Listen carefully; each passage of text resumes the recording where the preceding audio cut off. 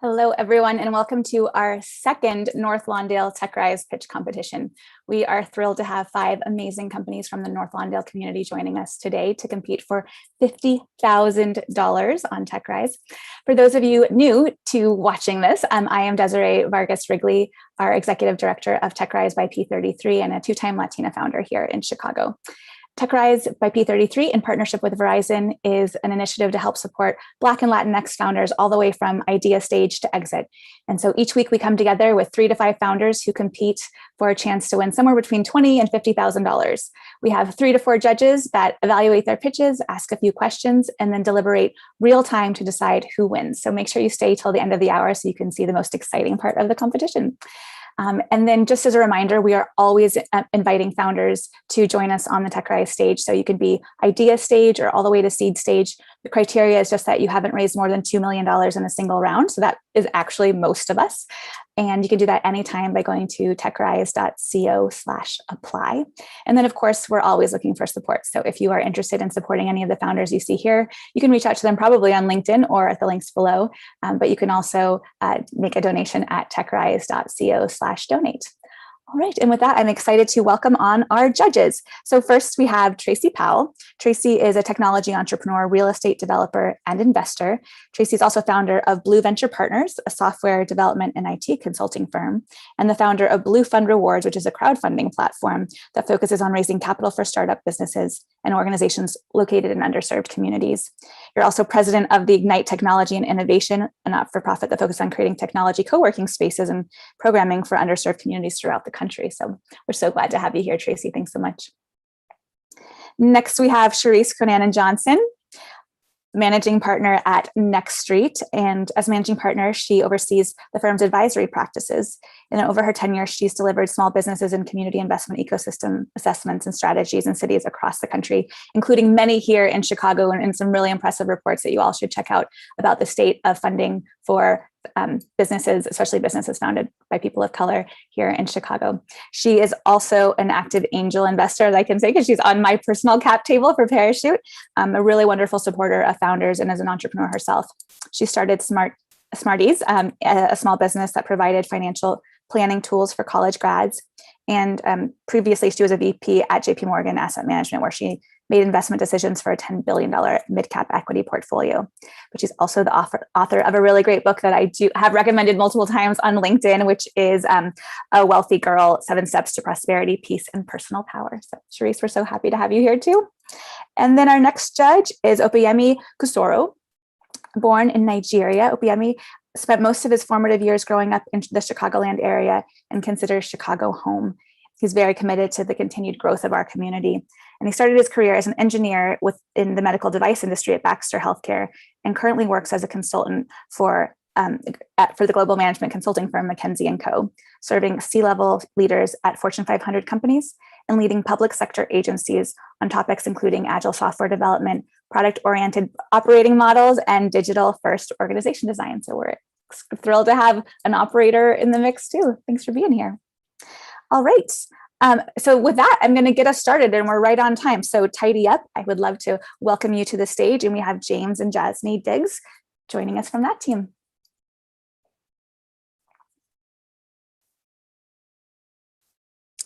Looks like you're muted. Hello. Hello. Sure.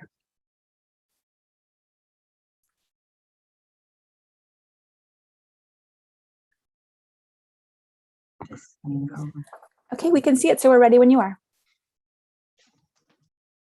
All right. Hi, we're Tidy Up Experts LLC. We're a cleaning company that specializes in giving you your time back in a safe, clean place to work and live. We started cleaning to bring a clear mind within homes and spaces.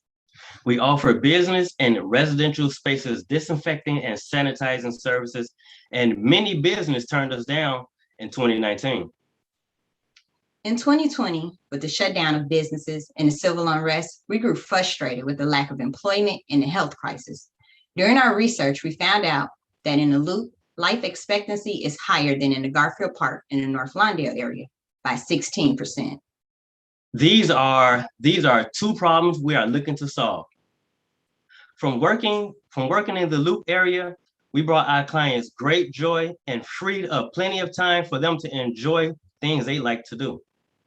The unemployment rate within our community grew, and we had a service of helping homes and businesses stay safe that could employ people and they can gain transferable job skills. Time is of the essence, and people want time back to enjoy things in life. We would like to offer a customizable self-care package to give clients a peace of mind that the tasks are completed and they can enjoy other things. We would like to offer employment and training within the community. We are creating jobs for residents, and this will impact the unemployment rate. Our target market.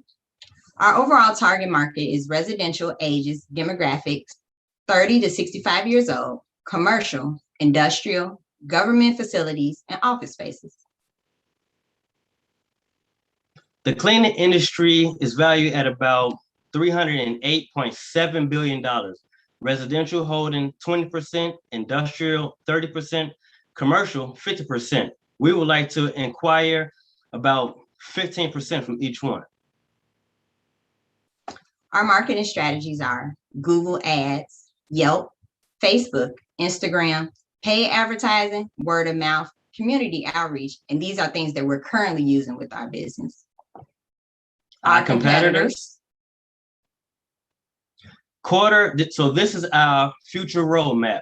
Q4 2021, building relationships with employment network, staffing agencies, researching app development for job board app, participating in upcoming fall community events, focus groups for our self-care package.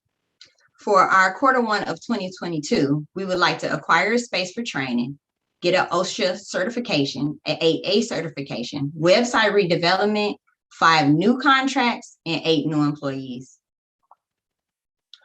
Why us and how we can change the world? We currently hold cleaning contracts in the Garfield Park and North Lawndale area. We want people to become vested in their community by giving them employment in the same neighborhoods they live in.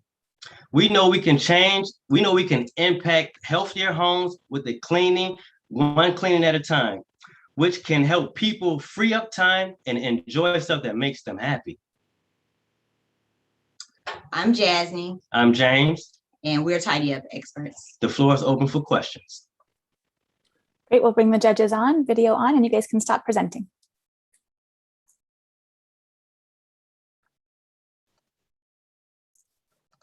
Tracy, you want to get started?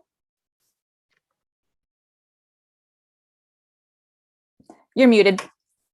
You're muted. All right. Yeah, as you guys know, a lot of organizations are heavily based on technology. Tell me a little bit more about what your plans are to take your business and utilize technology to scale it. So we actually just started working with Allies for Community Business, and they're going to help us create a job board. So we're looking to create a job board app so people within the community can see what jobs are available for them to go on and go take care of. Okay. Great. I'll dig in here. Can you talk a little bit more about your pricing strategy, particularly for the commercial market, since that was the biggest market share that you all want to go after? So currently, we do hold 3 commercial contracts, and it does vary by the size of the business and the tasks that are needed. So right now we're structured to have roughly the contracts bring in about 10,000 and up, depending upon the task. And so we do have a scale where we do try to estimate how much that particular job would be.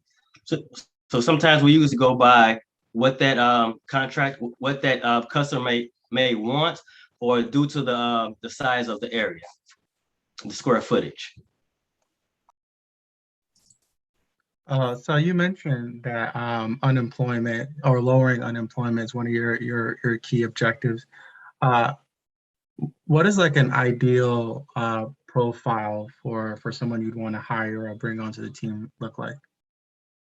So right now we have actually 8 people that we have hired from the community.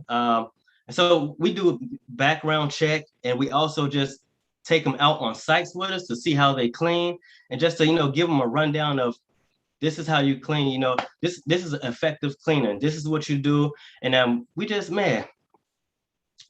pretty much just run them through a full cycle of how to clean. And we also pick a person because everybody doesn't want to clean. Everybody doesn't know how to clean. You do have to be receptive to learning. And we don't do anything where it's like, we're just running you through the ringer. But it is a lot of on-site and on-site training for when we are looking for someone that is wants to join our team. We have time for another question if you go. Sure. Go on, sir. You sure, Tracy? Just building up on the pricing and perhaps even the profitability. Can you just talk a bit about, you mentioned the contracts you have, the revenue expectations that you have, particularly next year? What does that look like for you all? So our forecast for next year, as we stated, we would love to take on at least 5 new contracts. So depending on the size of them, we do want to scale big and go out to some big ones. So we're looking to maybe bring in maybe 20,000 off of contracts a month. So that's monthly. And we always want to go bigger, go big, go home, as they say. So just a really quick question. First question is, how are you guys structured legally, corporation, LLC? And 2, have you started any kind of process for any certifications, MBE, WBE, or DBE? So right now we are structured as an LLC. We are MBE certified and WBE certified with the city of Chicago. And we are right now going through our 8A process, which is a process. It's a daunting process, but we are currently going through that. And we are currently looking into the OSHA certifications so that we can get the certification and become the trainers. I have to cut you off, but great job presenting. Great job. We haven't done a lot of team presentations, but you did a wonderful job. And next I'm going to welcome Sanctum onto the stage. So we have Bobby Price joining us. See the judges in just a bit.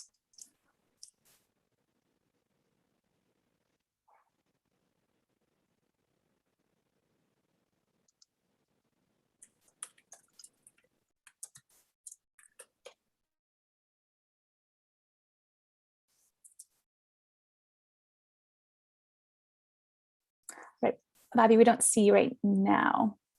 Oh, there we go. And you are muted, just so you know. Okay, got it. Do I have a moment to see if this will show up, my sharing content? Yeah, please do. Okay, let me see.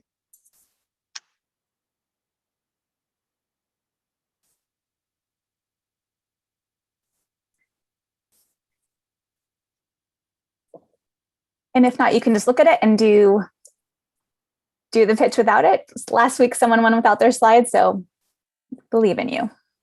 Got it. Yeah. Or I could show the slides if you guys can hear me also. Is that cool? Yeah, go for it. Whichever you prefer. Let me see.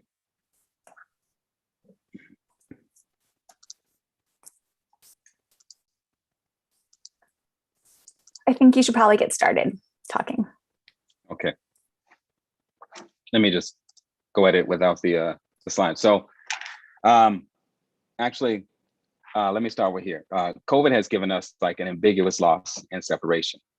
Collaboration and in-person meetings in inspiring spaces is still needed. It still needs to happen right now, especially during COVID. Let's say I know someone named Marissa who has 2 children and works in the neighborhood. She needs to have personal and work meetings. And it's not wise to have these at home just due to cleaning with children and so on and COVID concerns. And there are not a lot of spaces like this in North Lawndale. If Marissa lived in River North, she would have an abundance of locations and co-working meeting spaces. She and other 30,000 working and creatives in North Lawndale need community spaces to meet. And we should not have to commute to River North to have a simple meeting. So that's why I'm starting Sanctum. Sanctum will be North Lawndale's first space for day meetings and collaborative co-working. It's bookable by the hour, flexible online scheduling, easy door entry code, and with free Wi-Fi. The best part of this is there's a Sanctum already available in my space, in my barbershop that I have. I had a great opportunity of working in great spaces in the West Loop and hotels that gave me an opportunity to see how beautiful spaces influence the creativity of my clients. And since I've opened, I saw that people love my space and there's demand for meetings here. Now I just want to formalize this and make it better. Just by renting my space for meetings in here, now I generate an additional $900 a month, along with my barbershop. Once I prove that a space like mine is in demand, I'll teach others who already have spaces like mine and existing businesses to create a sanctum of their own. And we'll provide like the technology, the backbone of the experience, like booking, payments, door codes, and et cetera. They'll provide the space and we'll split the revenue. So in order to make this work, I need to improve my website, software for booking, locks, security, my marketing, and I have a team. Just from cutting hair, I've fortunate enough to meet some great friends who, one is the EVP and marketing data technology strategist at Starcom, and another one is systems integration specialist at another company. Co-working right now is a $26 billion industry. And right now, my strategy is to get an average of about 50 co-workers in my space, paying up to $35 a month and earning me an average of about $1,700 a month. And we plan to raise up to $200,000 by the beginning of the second quarter of 2022 for programming and staff.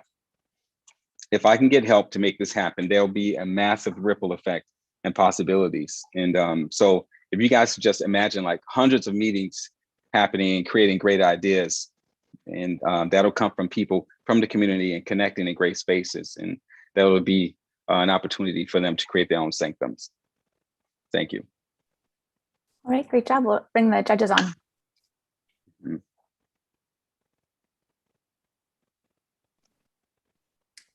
Tracy, go ahead. All right, perfect. So I know a little bit about co-working spaces. So my first question is, have you identified a physical space yet for Sanctum? Outside the right now, outside the barbershop? Mm-hmm. No. The necessary need now is to figure out how to make my space already available better. And really quick, how big is your space already? 1,100 square feet. 1,100. Okay. Yeah. Cool. This hopefully is a simple question. Yeah. Do you use separate space when you're like hosting events? Like a lot of people host events than like the main barbershop area, or like what opportunities are there to convert like the core barbershop into like other usable spaces? So actually, my space, the way it's retrofit, like I guess 60% of it is for like lounging, co-working, and entertainment. The other half I have is barbershop spaces, which they can integrate. People can walk in and out of the same area, but yeah, it's pretty much a separate area for co-working. I have a ping pong table and a stage, as a professional sound system, the whole nine. Okay. And Bobby, Hi. Hi. You mentioned the $1,750 a month for the 35 at $35, and then the 50 coworkers. Where do you think you can go from there? I'm just thinking that about the potential upward, and do you have plans to expand beyond Lawndale? And B, what does it actually cost you to generate that $1,750 on a monthly basis? Yeah, so let me start with your first question. Can you repeat the first one again? You were saying, I'm sorry, I got them all pulled in my head. Sure. No, and it was a two-part. I was a little sneaky. What does potential look like beyond? Oh, yeah. Yeah, so the potential, wow, no, this idea, I believe, can easily expand beyond North Lawndale. The first goal is to show that it works and to show that businesses and or spaces in the surrounding area can use the same platform. I'm lucky enough to have clients and friends who are already in this industry and they're ready to go. They're ecstatic to like helped me out in this place. And so this is something I've been talking about for about 4 or 5 years now, even prior to COVID. Now, your second part question was, how much does it cost to manage in order to get the $1,750 a month?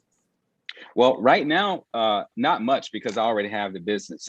It's already available. So usually the space is available on my after hours when my store is closed. The whole point of having Sanctum is for people to have their spaces available when they're not in use.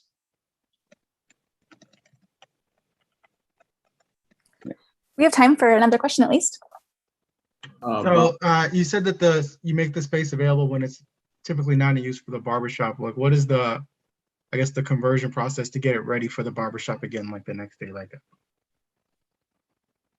Well, it's a separate section. I usually on my own, but just personally, I close down my shop. I set everything is clean and tidy and neat every night, just on my own. I think for anyone who had like a space, if you had a restaurant or a cafe or something like that, you probably just have your space clean before you close out. And for the next day, you just prepare the same way. However, there can be separate areas in your space that you can use to allow people to come in and have meetings and just bring in additional income.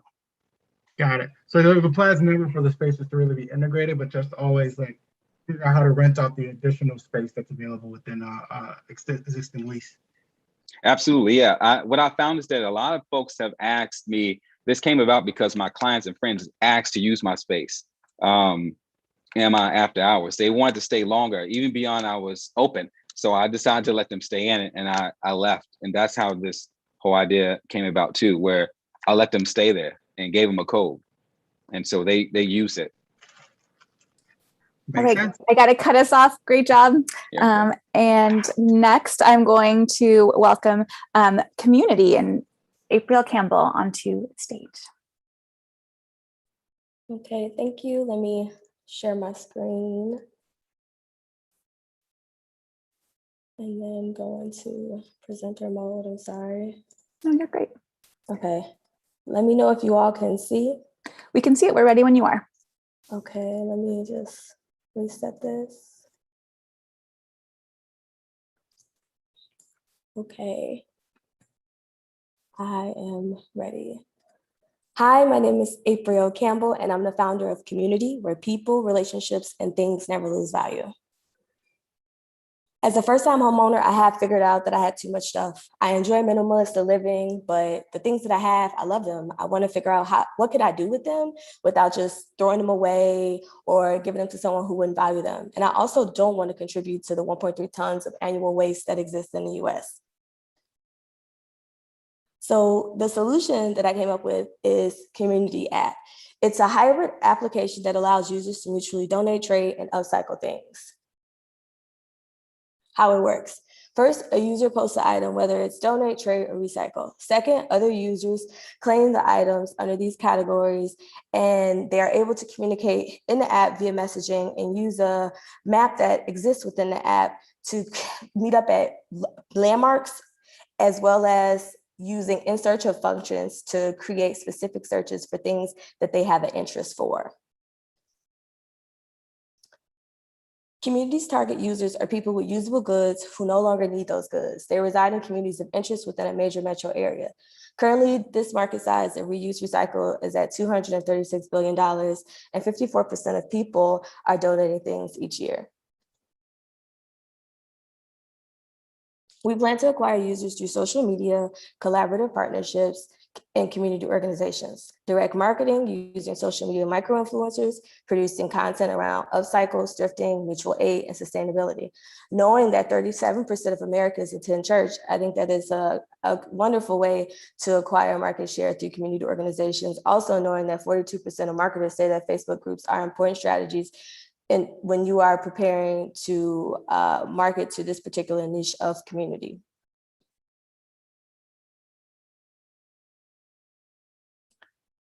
What sets me apart from other apps that already exist in this way? Well, I'm a founder who identifies as first generation Rwandese. I'm Black American, I'm female, LGBTQ+, and disabled. Community is the solution for other donation, trade, or upcycle depositories for things they are not able to sell. That's why we sit at the top of the pyramid. We can list those things that they are not able to sell for free on our app. We're not a corporate donation model. We are not turning around and reselling things.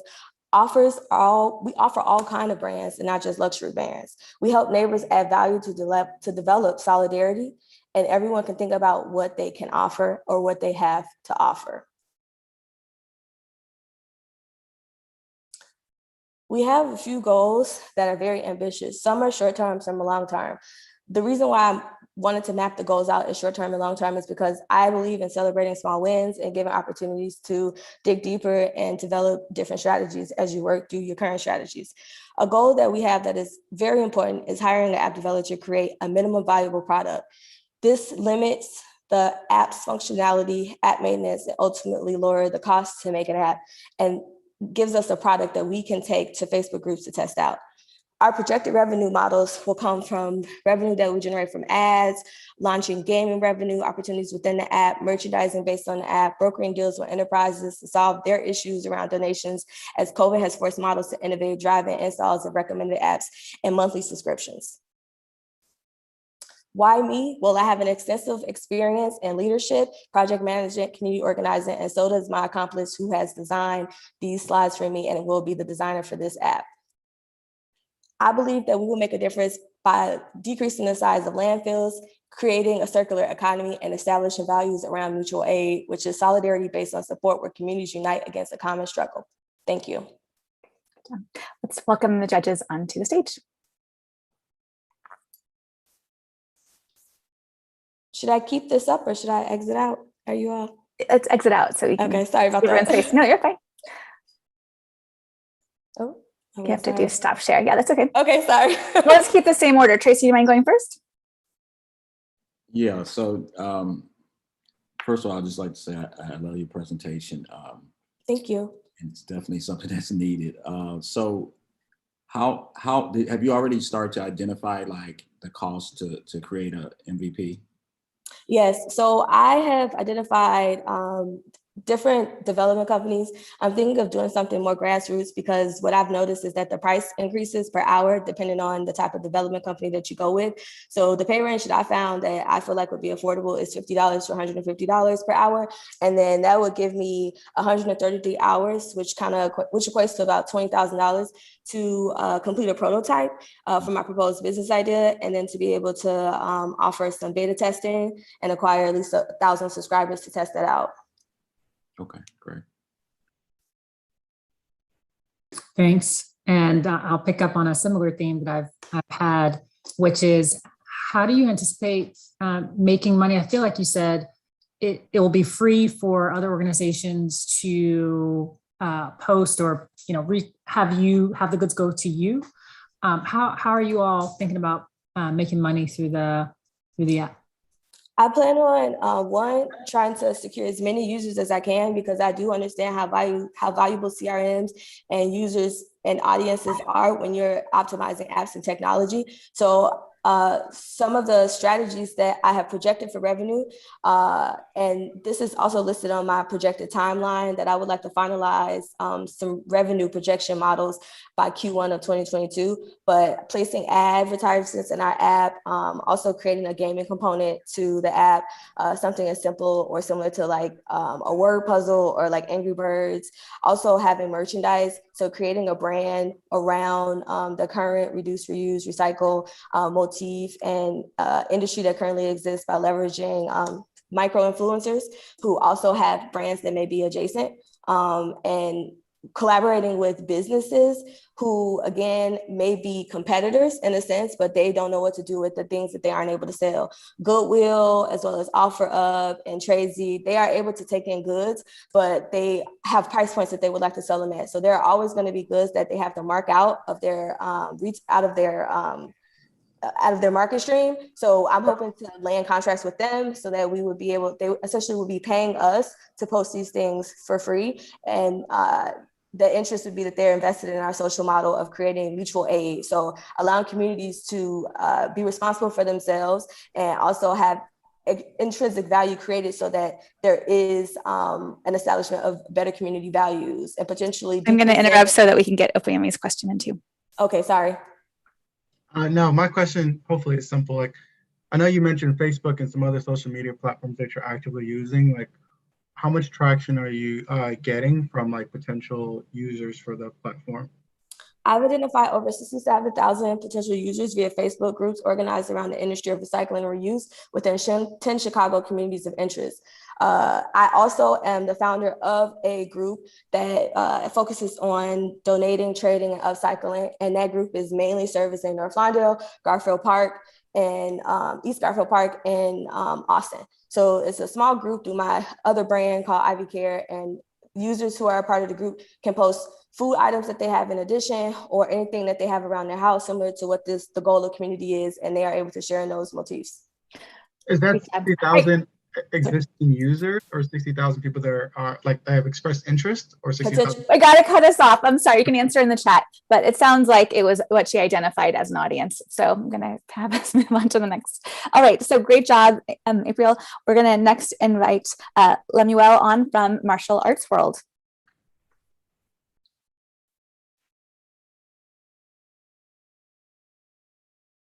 And judges, I'll have you go video off.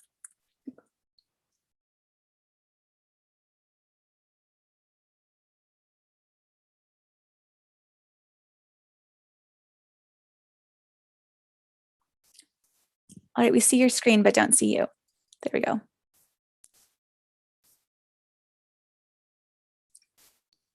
Okay, everyone, can you hear me? Yep, we're great. We're ready when you are.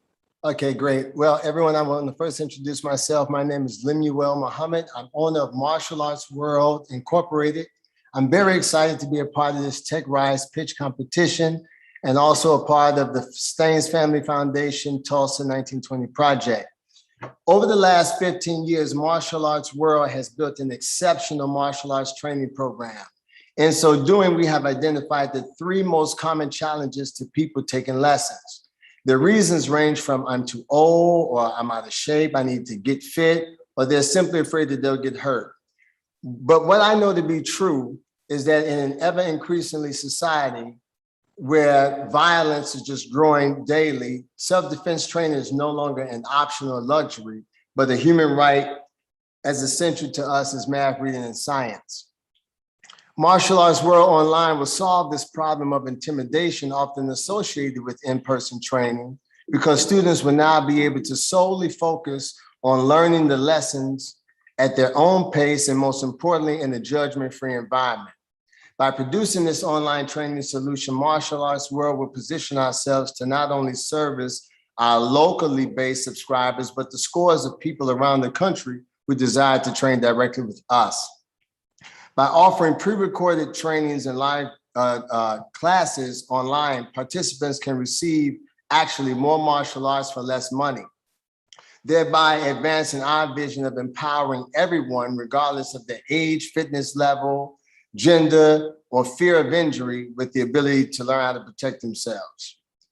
This pivot in our delivery system or our service is customer need driven, and it makes a lot of sense to do at this time, as the $6 billion online fitness and martial arts market facilitate an opportunity for Martial Arts World Incorporated to secure meaningful market share.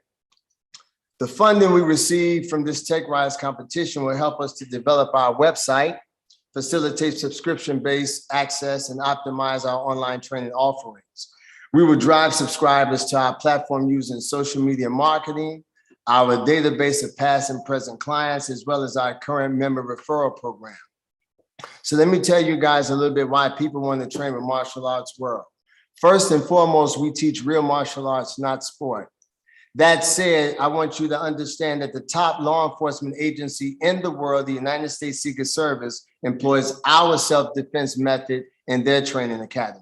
That means everyday citizens can actually learn the same fighting system the Secret Service, FBI, DEA are all using hand-to-hand combat. I want you to know that those who presently train with us appreciate learning from a bona fide master teacher. I founded Martial Arts World in 2006. I'm a 36-year veteran of the martial arts, and I've been teaching VSK Jiu-Jitsu, which is the premier self-defense system in the United States at this time, for a quarter of a century. I retired from competition in 2010 as the Professional Karate Commission's 10-time defending grand champion, and I did so to concentrate on the next generation of martial arts leaders. I've authored 2 books, I produced numerous training DVDs, and I host an annual survival training seminar every year for the last 15 years. And I was honored with the Oscar of Martial Arts Achievements back in 2011 when I was inducted into the Black Belt Hall of Fame. I want you to know that our unique brand of jiu-jitsu and programmatic training has transformed the lives of hundreds of students who've come through our doors. And with the agency of a strong online platform, will now impact the lives of thousands of students for years to come.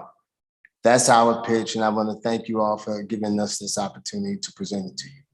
I'm now open for questions. Thank you, and you can stop your presentation.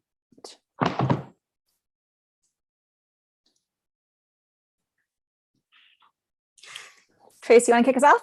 Yeah, thanks for that presentation. And I don't know if I missed it somewhere. So if you were to win this competition, what will you be using the money for? Again? Well, we want to optimize our website. We presently have a pretty good website. We want to make it very, very techy, where it can facilitate subscription-based membership, password, membership ID, where people can actually take our lessons, but cannot simply just share a link. Like when we were doing it with Zoom when the pandemic kicked off last year, we had a lot of people sharing our link to our classes who were not even members of the school. I mean, that's how popular our training is, but it was just a headache because we had a lot of people we had to kick out because they were getting on and they were literally not members of our program. Gotcha. Okay, great. Thanks for that. To that point, Lemuel, thanks so much for what you all have been doing. My brother's a black belt, so excellent. Yeah, it's good to know that you're taking it national. What is the expected potential? And again, similar theme here on the revenue side. And if you can just kind of walk through the difference in pricing that you might charge for the online webinar, and I would assume like they're on demand or. Great, they are. Yes, ma'am. Well, our price range is start at $25, $50, and then $75 for the online training. Now, it's important to note that our regular in-person classes are about $150 a month for an adult and $125 a month for youth. So an online opportunity will present people to learn more martial arts at their own pace for an average of about $25 to maybe $30 per month. So that might translate into with a starting base of people that we expect to launch with of about 1,000 people when we launch, who are going to be coming online immediately. You know, we've been receiving a lot of emails from people who've been trying to get our classes, who live in Texas, New York, DC, and Milwaukee. I'm not sure if I answered the question completely, but we're starting with a base of about 1,000 people who want to start right away. And annually, that's going to mean about $398,000 as we grow about 5% every month. That's about an average of about 50 people every month that we're going to, after we launch, about 50 people a month, increasing that first year. Okay, let's get Opayemi's question. As people stay on the program after, let's say, a year, do you provide new services for like your longer term members? Absolutely. What we plan to do is to Monday through Wednesday, we're going to be recording our pre-recorded lessons, obviously offering that to people. And I want you to know that our blueprint is sort of like GracieUniversity.com, which boasts over 323,000 members worldwide. And every one of those members bought the $140 Blue Belt program, but we have a Green Belt program. It won't be $140, but it's important to note that they've made about $45 million just selling one program that everybody who comes on has to buy. So that's kind of like our blueprint that we are basing our online offering like. Great job. I got to cut us off so we don't run out of time for Shawn Michelle's ice cream. And so next we have Nataki Muhammad joining us from Shawn Michelle's. Great job, Lemuel. Thank you. Hi, good afternoon. Hello. Okay, let me get my screen together. Okay.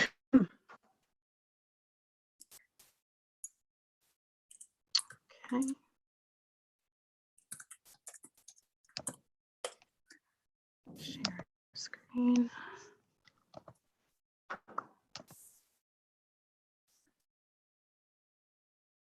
We can see it. Okay, I'm trying to get to the, it's like the, okay, there. It was in the way. It's like the Zoom thing. Okay, there we go. All righty.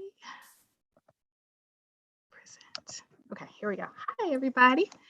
Okay, so think of, well, I'm Nataki Muhammad. I'm one of the owners of Shawn Michelle's Homemade Ice Cream, where we take you back down memory lane, but this time we want you to bring your children too. So I want you to think of a time where you ate something so delicious as a child that 20 years later, if you can remember something like this, you wanted to recreate that flavor. Have you thought of anything? Okay, if not, that's how Shawn Michelle started. Shawn Michelle started from a taste of homemade vanilla ice cream at the park. And 20 years later, my husband said, you know what? I can't find this flavor anywhere. So I'm going to make it myself. So now here we are, Shawn Michelle's. Shawn Michelle's offers you traditional flavors like grandma's old-fashioned vanilla, black walnut, butter pecan, chocolate, which we call melanin magic. But we also offer flavors like vegan raspberry chocolate, bourbon black cherry chocolate brownie, and more. The thing that makes Shawn Michelle's unique is that our ice cream is made without the preservatives and the stabilizers, and you have the very best ingredients. So Shawn Michelle's is growing at a pretty steady pace, and our goal is to properly grow and scale. We want to grow in our technology, in our branding, in our marketing, and in our wholesale accounts. So in Chicago, there's about 20 ice cream shops, and Shawn Michelle's, and I'm proud to say this, is that we rank in the top 5. So something we realized last year with COVID was that people were not coming outside to get ice cream. However, the market for digital ordering and for delivery has grown 300%. And the ice cream industry itself has about a $13.1 billion impact on the economy. So that means more jobs, and that means more wages for employees in the ice cream industry. So Shawn Michelle's, one thing that we heard over and over again last year and just constantly is that when people taste our ice cream, it takes them back down memory lane. It reminds them of a time when they were in the kitchen with their grandmother or an aunt. And so research has found that 51% of consumers associate ice cream with comfort. And that's what Shawn Michelle's does. I'm sorry, I have an alarm going off. Okay. And 71% of consumers enjoy things that remind them of their past and childhood. And also at the end of, September last year, the sales of ice cream increased, and we saw a drastic increase in sales at Shawn Michelle's. So who are our customers? Our demographics include 70% of women aged 30 to 60 with an income of approximately $25,000 to $125,000. And our customer base is made up of approximately 95% African Americans. So why do I share that information? So one of our goals for this year and next year is to reach outside of our demographics. So right now, Shawn Michelle's The way that we operate, we have a flagship store in the Bronzeville area. We have a scoop shop in the Time Out Marketplace, which is in the Fulton Market area. And we have a constant, we have a relationship with the Hyatt Hotel in Rosemont, where we provide ice cream on a bi-weekly basis. We also participate in online ordering, delivery, and pickup using the traditional methods of DoorDash.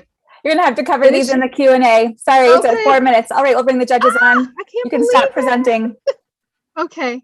All right. I'm sorry. Gosh, the time went so fast. It goes quickly, I know. Oh, all right, gosh. judges, welcome on. Yeah, hi. Oh God, I have so much more to share. Hey, y'all. So, go ahead. I didn't realize that went so fast. Tracy, you want to kick us off? All right. Tracy. Thank you for the presentation. Yeah, part of it. I heard you guys have really good ice cream. Unfortunately, I haven't got to the one on 47th Street, which is kind of cool. Yeah, so you did talk about the need for being able to sell and market in off seasons. And so are you going to really focus more on like kind of building that kind of online situation where you guys can really market when it's not really warm? Ice cream season. Yes, absolutely. Absolutely.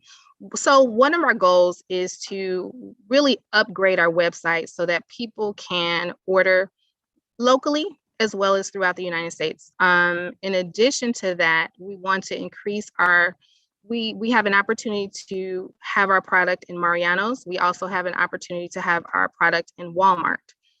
So our issue is just scaling with the technology and making sure that everything fits what we need to do as we grow. So yes, we are looking to make Shawn Michelle's a household name. So starting with Chicago and then moving out from there. And then we are also opening a micro manufacturing plant in the North Lawndale area on 16th and Kedzie next year. So we'll be able to provide jobs there as well as have the ability to manufacture all the ice cream that needs to go out. Thanks, Nataki. As you all as you all scale and think about the next 12 months is doing more online, but also the wholesale bigger accounts. What do you think is reasonable from revenue and I would also say profitability for you guys, given it takes more infrastructure to scale how you want to scale? Absolutely. We're looking at about a 20% growth next year. We want to do it in a way that makes sense for us, that we're not growing too fast. We want to be able to meet the demand. So our number is 20%.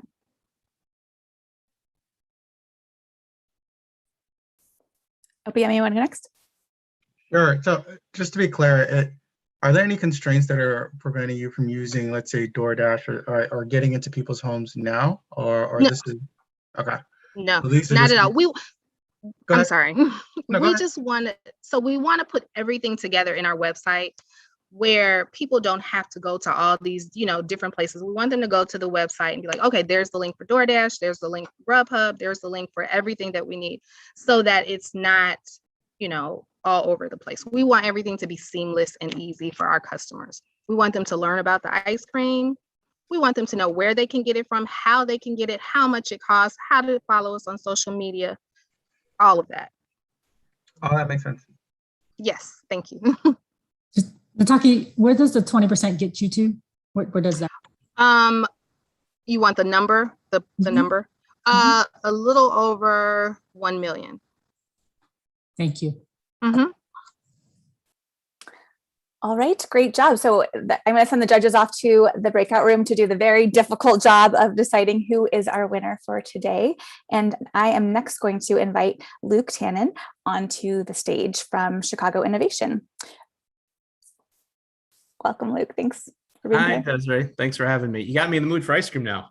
I know, right before lunch or during lunch, it's kind of a tough time to have a conversation about ice cream, actually. So I'm going to give people some background on Chicago Innovation, then we'll jump into a little bit more of the history if that works. So Chicago Innovation's mission is to empower Chicago innovation ecosystem by educating, connecting, and celebrating innovators. And Luke oversees all the efforts to celebrate, educate, and connect innovators through the region. You are the author of 2 books, Innovating Chicago Style, How Local Innovators Are Building the National Economy, which profiles the story of 80 companies, and then also Rising Together, the story of Chicago's innovation ecosystem, which chronicles the factors and forces that have nurtured a culture of innovation in the Chicago region. And as you know, P33 is really focused on how do we make Chicago an innovation hub. So it's exciting to have you here and talk more about your organization. So if you could you tell us a little bit about the history of Chicago innovation, why you got started, and what was, and you have a co-founder or a founder, Tom's mission here too. Yes, definitely. Well, first of all, Desiree, thanks again for having me be a part of this event. We love what you're doing with TechRise and P33 in general. But to give you some of the background on how we got started 20 years ago, and the co-founders, Tom Kuzmarsky and Dan Miller, frankly, were frustrated with hearing how Silicon Valley was getting all the glory when it came to innovation and entrepreneurship and new products and services and technologies, et cetera. And they really wanted to shine a spotlight on the Chicago region as a hub of innovation, because we knew there was so much going on, but people just weren't talking about it as much. So they started this as the Chicago Innovation Awards, which was to honor 10 innovative new products or services in the Chicago region. And in that first year, there was about 75 people who came to this little one-night award ceremony, and that was the whole enterprise was that. And you flash forward 20 years, and we now have a community of a little over 36,000 people and events all throughout the year and multiple programs, and still do the Chicago Innovation Awards, but now it's about 1,500 people. And again, it's really just to put a focus on innovation in Chicago across all industries, high tech, low tech, no tech, for-profit, nonprofit, all kinds of people. And it's just, it's been growing every year. No, it is amazing, especially since, I know that the founders are affiliated with institutions, but it really does have a kind of cross-institution, cross-industry, cross-sector, cross-stage effect of bringing people together. So congratulations on everything you guys have built. Yes. Switching gears a little bit, but kind of more high-level question is like, what do you guys think Chicago needs to truly become an innovation hub? Like, what's the gap between what we're celebrating today and where we need to be? Yeah, well, there's a number of things. I think there's probably 2 that I'll really point out. One is, and you know these as well, Desiree, as P33 is working on these too. And one is really bolstering the narrative of Chicago as a hub of innovation.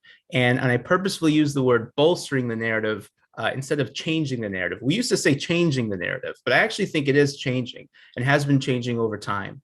And by bolstering, I mean just further getting the word out about all the successes, all the wonderful things that are happening in Chicago from an innovation standpoint. So, case in point, this year there's a record-breaking number of new billion-dollar unicorn companies. And it's, I think, I lose track of it, but I think we're at 12 or 13, and usual year might be just a few. And Chicago now ranks, Silicon Valley is number 1, but really, New York and Chicago are vying for number 2 on this list out of all the cities in the country. And so you look at that data point and you're like, okay, there really is a narrative. There really are lots of innovative things happening. And that's why for 20 years, we've had the Chicago Innovation Awards, and there's 335 past winners. Desiree, you have won twice with a couple of your companies, Give Forward and Parachute.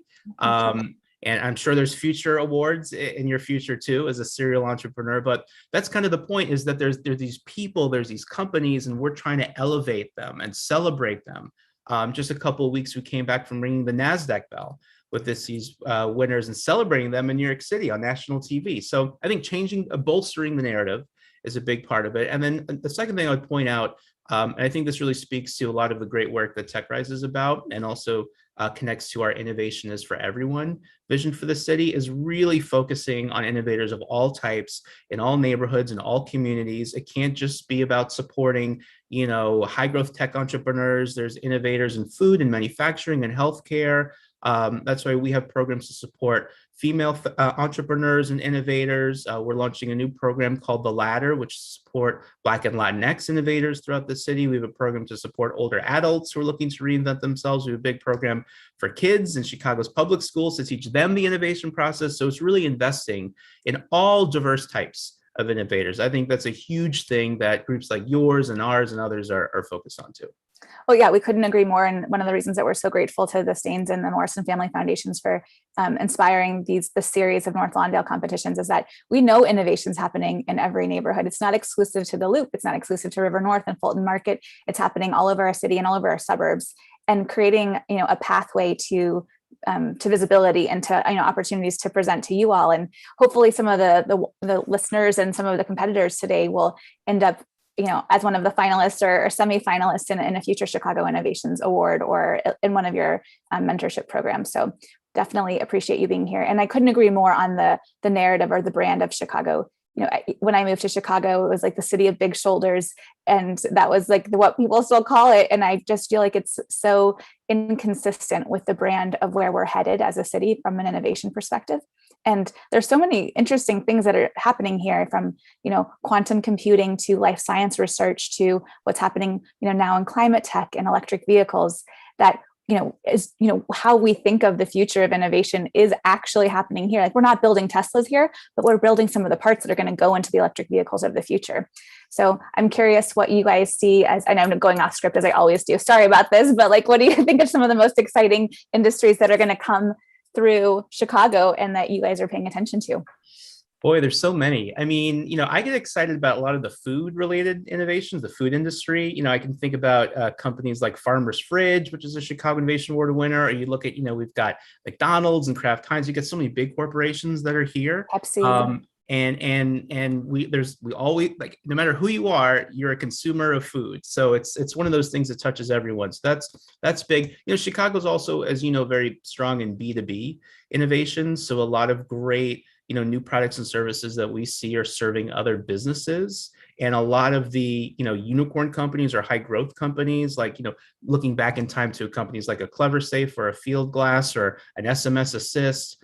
These are companies where they're just helping businesses function better. So I think we have a lot of strengths there. But really what's unique to Chicago is the breadth of innovation.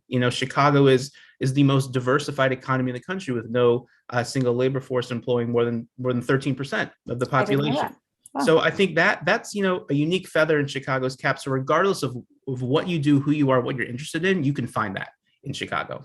Yeah. Well, speaking to that, I mean, you guys do source amazing innovations from all over the city, all over the sectors, like we said. How do you do that? Is it the 20 years of relationships you've built? Do you go looking for them? Like, I mean, I guess I don't want to give us your secret sauce, but kind of tell us how you bring the city together.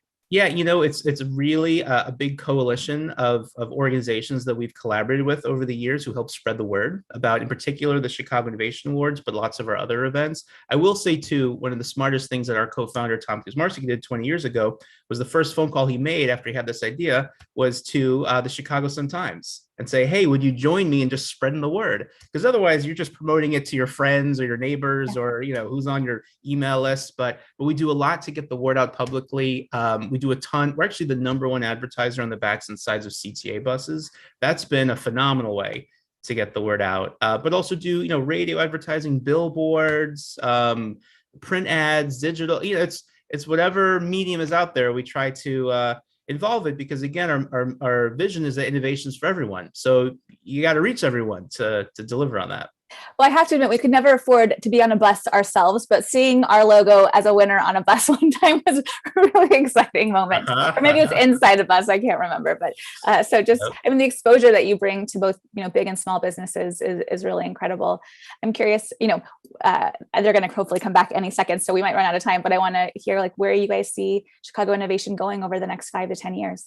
Yeah, I think it's continuing to march down this path of innovations for everyone and seeing how we can, connect all corners of the local economy, all industries together, big corporations with startups, really invest in all kinds of people throughout the city. Again, as you mentioned, it's not just supporting businesses in the loop, it's supporting entrepreneurs of diverse backgrounds. Sometimes people come to us and they say, oh, you ought to create, the Philadelphia Innovation Awards or the Boston Innovator, or the Dallas, blah, blah, blah. But it's like, no, that's not the point. It's about, supporting Chicago, elevating Chicago. It's where we live, we work. It's a city that we want to see thrive. And so it's really doing more to support women, people of color, youth, older adults, and every kind of innovator, and connecting them with each other. Collaboration is one of the most important keys to success in innovation. So how do we, enable all these different kinds of people to work together, be mentored with each other, find ways to partner, collaborate, invest, hire talent. It's just really being a connective tissue. And that's what Chicago Innovation is continuing to try to do. Great. So how can people get involved? Well, there's many different ways. Our website, chicagoinnovation.com, will detail a lot of it. We have events all the time. Our next one is September 30th. It is an in-person event outside. We're very excited. We have not been doing a lot of in-person events lately, but people are craving that kind of connection. It's at the world's largest outdoor rooftop, which is at Navy Pier. It's our nominee celebration. Then the Chicago Innovation Awards is October 25th. So those are two events people can go to. But then also, October is when we start recruiting people for our women's mentoring co-op. So if you're a female innovator to get involved in that program, or ageless innovators connecting leaders from different generations, we have our Chicago Student Invention Convention for people who want to give back and support young students. And just come to one of these events. You'll get a sense of this community, and hopefully you'll find ways to get involved. And I believe also people can come in as a sponsor, right? Oh, Big companies, yeah. Yeah, thank you for plugging that one. Yes, we always love sponsors. So yes, that's right. Any big companies that are looking to get more connected to innovators, we can help. Same, we could, go out together. There you go. We'll talk to some sponsors together. Yeah, dynamic duo, Desiree. Well, we're over on time. I don't know where these judges are. I'm going to blame our deliberation host, but I guess, do you have any really memorable moments from any of the previous awards, like that just really shocked you? One thing we try to do at every award ceremony is walk the walk and not just talk the talk about innovation. And I say that because innovation is about risk taking in a big way. So to open up the show, Tom and I, or Dan Miller, who was the co-founder and used to MC the show for years too, would take a big risk. So this was 10 years ago. It was my first year at Chicago Innovation. And we actually jumped out of an airplane and filmed it. And then we came on the stage of the Harris Theater with a parachute behind us. So that was a memorable moment. When you're falling from 10,000 feet, that's a memory that you'll never forget. So that was a fun innovation risk. What'd your wife say about that? Or was there no wife at the time? Well, I purposely didn't tell her before. I told her after, and she was not pleased. Oh, well, I don't know if I agree with that as a strategy, but I'm glad that you had fun doing it. All right, looks like the judges are back. So we'll welcome all of the founders back onto the stage. And then who's going to be announcing the winner? I will, Desiree. Great. Looks like we have almost. Okay, I know that we're over on time, and judges, I don't want to keep you from your next meeting. So go ahead and go, and hopefully everyone's listening. Bobby, come back on video, please. Well, we want to thank all of the companies for their pitches, their businesses. We know that being an entrepreneur is not easy, and you left us with a tough decision.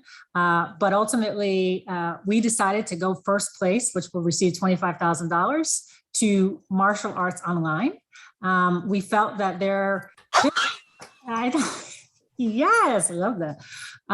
Their pitch and their ability to scale nationally technology will be well received. So congratulations, Lemuel. We decided to go with you for that first place prize. Oh man, thank you. I don't even know what to say. Oh my God. When you said, you did say Martial Arts World Online. Right? Yes, congratulations. But it sounds like we have some other exciting news to say, because you said first place. So. Absolutely. First place. Second place, and this prize is for $10,000, is going to Community App. The pitch for Community App we felt really strong, and the ability to have both of the impacts that you wanted to have on the community as you work through that MVP and try to get your app out in the marketplace. Thank you so much. I'll be brief because we're over, but thank you. I appreciate you, and just be looking out because I will definitely be bringing this to market. So. Fantastic. And last, because of the generosity of the Steans Family Foundation, everyone else, all the three other businesses will all be receiving $5,000. So yes, you all did a great job.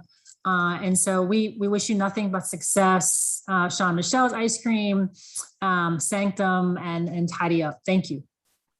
Wonderful job, everyone. Hopefully this is a great way for you to go into your weekends and go celebrate with your families, that everyone gets some money to go build on the dreams that they've already started. So we're really proud to have had you on TechRise, and special thanks again to Verizon as usual, but also to the Steans and Morrison Foundations for making today's generous gift possible. So, and thank you to Chicago Innovation for joining us. Can't wait to hear who your winners are, especially me. I'm just kidding. In the future.